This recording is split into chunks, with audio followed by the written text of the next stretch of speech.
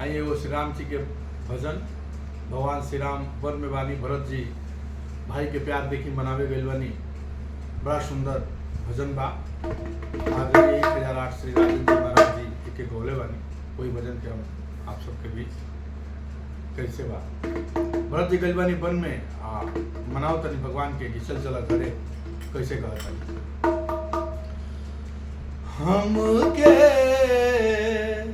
अपना के कहत नहीं कि हमके वन में रह द, तू घरे चल जा केगा कि हमके बने रहे द घरे जा। ए हमार भैया जी हमके बने रहे द घरे जा।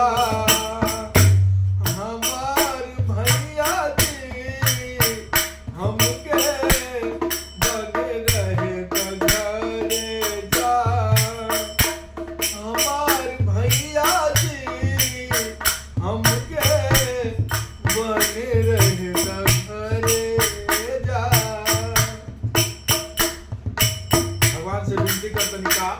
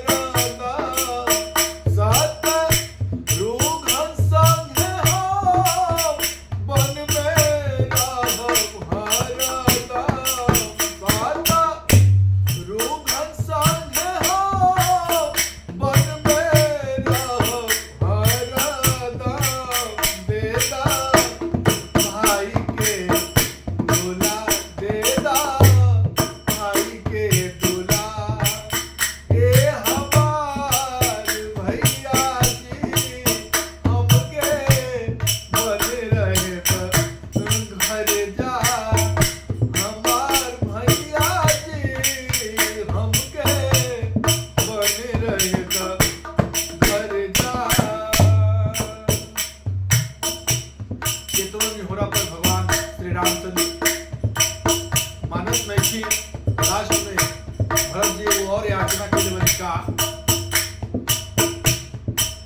जे तू मन मान बात ता हमरो के राख साथ। जे तू मन मान बात ता हमरो के राख साथ।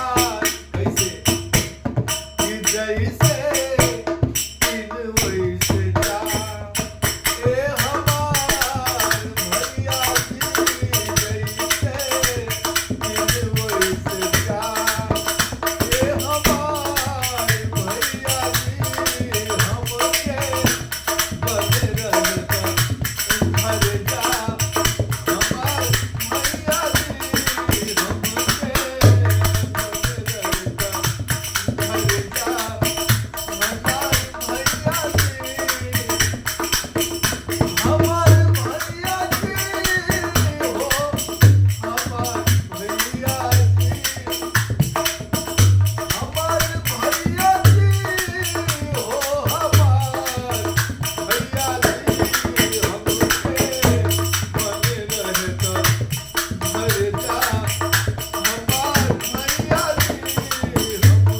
बने